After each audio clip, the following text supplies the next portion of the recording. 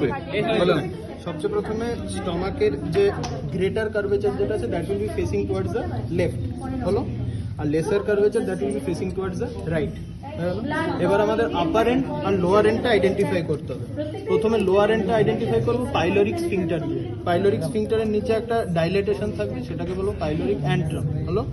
আচ্ছা, এখানটা একটা অ্যাঙ্গুলেশন থাকবে যেটাকে আমরা বলি ইনসিসিউরা অ্যাঙ্গুলারিস হলো। আচ্ছা, এখানটা একটা গ্রুভ টাইপের থাকবে বা সালকাস থাকবে যেটাকে আমরা বলি সালকাস ইন্টারমিডিয়াস। হয়ে গেল, এটা পাইলোরিক এন্ডের যা যা ফিচার্স ছিল।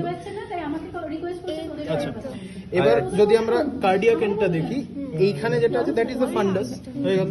আচ্ছা, এটা হলো ইসোফেগাসের ওপেনিং, এইটা হলো কার্ডিয়াক নচ, এই অ্যাঙ্গেলটা অ্যাঙ্গুলেশনটা কার্ডিয়াক নচ। আর এটা তো পুরোটা গ্রেটার কার্ভেচার, এটা তো body basically, this is the ফান্ডাস। এই যে লিগামেন্টটা যেটা, এটা হলো গ্যাস্ট্রোস্প্লিনিক, এটা গ্যাস্ট্রোস্প্লিনিক।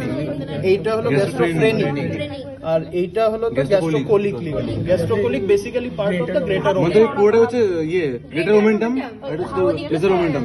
হ্যাঁ, ডেফিনেটলি এদিকটা লেসার মোমেন্টাম হবে, এটা গ্রেটার মোমেন্টাম, কারণ গ্রেটারটা সামনে থাকে, লেসারটা পিছনে থাকে।